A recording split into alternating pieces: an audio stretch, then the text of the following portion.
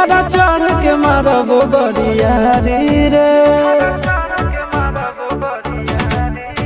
छूट जी तो कैल रंगदारी रे घर चढ़ के मारब बरियारी रे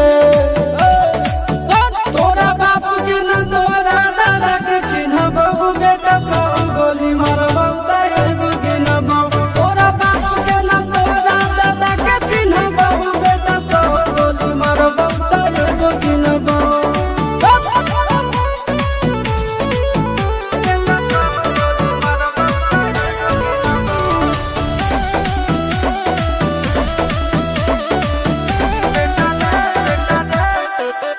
बेटा रे काटा से ठोक देबौ चिमनी के भाठा में झोंक देबौ देखबौ कवन बाप बचैतौ तोरा प्रशासन के गाड़ी भी रोक देबौ बेटा जी सुनो बेटा रे काटा से ठोक देबौ चिमनी के भाठा में झोंक देबौ देखबौ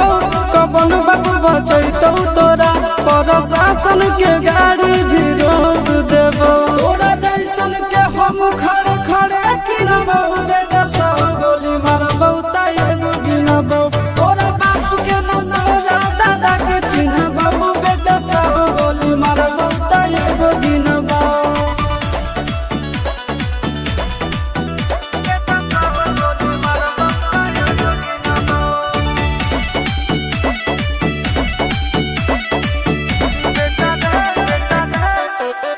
बेटा रे दौड़ा के बाजार में मारबौ गोली तोर कपार में रंगदारी जे करभी बिहार में गड़ देबौ गंगा जी किनार में इतना मार पड़तो न बेटा बेटा रे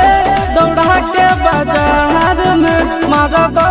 गोली तोर कपार में रंगदारी जे करभी बिहार में गड़ देबौ गंगा जी किनार में कहो चिंटू आशीष के कारण सुनबौ बेटा सब गोली मारबौ एगो गिनबौ तोरा बाप के न तोरा दादा के चिन्हबौ बेटा सब गोली मारबौ